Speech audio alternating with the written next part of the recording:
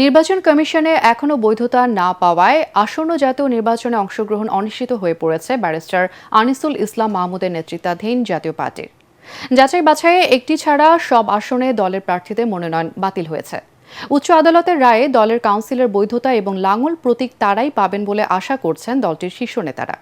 এদিকে নির্বাচনের পরিবেশ না থাকার অজুহাতে কোনো প্রার্থী দেয়নি আনোয়ার হোসেন মঞ্জুর নেতৃত্বাধীন জাতীয় পার্টি জেপি। আরও জানাচ্ছেন হুমায়ুন চিশতি।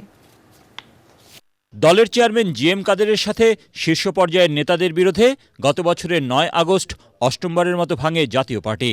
সম্মেলন করে দলের সিনিয়র কো চেয়ারম্যান আনিসুল ইসলাম মাহমুদকে চেয়ারম্যান, মুজিবুল হক চুন্নুকে নির্বাহী চেয়ারম্যান ও রুহুল আমিন হাওলাদারকে মহাসচিব করে নতুন কমিটি করেন তারা।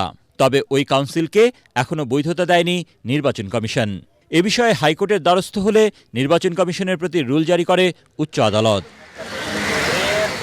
আসন্ন নির্বাচনকে সামনে রেখে গত ৯ ডিসেম্বর আনিসুল ইসলাম মাহমুদ ও আনোয়ার হোসেন মঞ্জুর দুই জাতীয় পার্টির নেতৃত্বে জাতীয় গণতান্ত্রিক ফ্রন্ট এনডিএফ আত্মপ্রকাশ করে। ১৮টি দল নিয়ে গঠিত এই জোট নির্বাচনে ১২২ আসনে প্রার্থী ঘোষণা করে। তবে ঘটা করে জোট করলেও শেষ পর্যন্ত নির্বাচনে অংশ নেয়নি আনোয়ার হোসেন মঞ্জুর জাতীয় পার্টি। মনোনয়নপত্র দাখিলের সময় সেখানে যে আমার প্রস্তাবক এবং সমর্থক দুজনকেই কিডন্যাপ করা হয়। দিনে দুপুরে রিটার্নিং অফিসের সামনে থেকে যদি প্রস্তাব সমর্থকদেরকে নিয়ে যায়, সে অবস্থায় জোটের যারা অনেকেই ইলেকশনে যাওয়া ভয় পাচ্ছেন। আমাদের জোটে যে প্রধান উপদেষ্টা আনোয়ার হোসেন মঞ্জু, তিনি নিজেও নির্বাচন করবেন না বলে ঘোষণা দিয়েছেন, কারণ তিনি বলছেন যে নির্বাচন করার মতো পরিবেশ নাই। এদিকে আনিসুল ইসলাম মাহমুদের জাতীয় পার্টি থেকে ৪০ জন মনোনয়ন জমা দিলেও একটি ছাড়া সবার প্রার্থিতা বাতিল করেছে নির্বাচন কমিশন। বাতিল হয়েছে দলের চেয়ারম্যান ও নির্বাহী চেয়ারম্যানের মনোনয়নও। ইলেকশন কমিশন একটা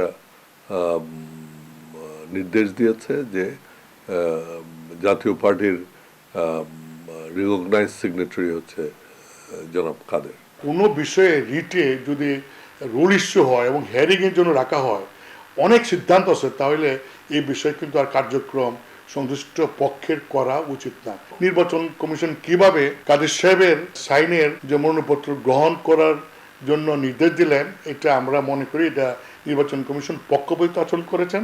তারা কোর্টকে মানেন নাই, কোর্টকে অবমাননা করেছেন। দলটির শীর্ষ নেতারা বলছেন, হাইকোর্টের দেয়া রুল শুনানির মাধ্যমে কাউন্সিলের বৈধতা ও লাঙল প্রতীক পাবেন তারা।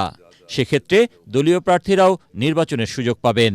আমাদের গঠনতন্ত্রে যা যা আছে, যা যা উপাদান দরকার, সবকিছু মেনেই আমরা কাউন্সিল করেছি। কোর্টে হিয়ারিং হইলে আমার মনে হয় যে আমাদের পক্ষ থেকে সাবমিশন রাখলে কোর্ট কনভিন্স করতে পারবো, এবং আমরা আশা করি যে আমাদের পক্ষে রায় হবে। জাতীয় পার্টির সব অংশের ঐক্য ফিরিয়ে আনা গেলে এই নির্বাচনে ভালো ফল আসত বলে মনে করেন এই অংশের নেতারা। আমরা চেয়েছিলাম ঐক্যবদ্ধ হয়ে শক্তি সঞ্চার করার। হুমায়ুন চিশতি, এটিএন বাংলা, ঢাকা। আনোয়ার হোসেন মঞ্জুর নামেও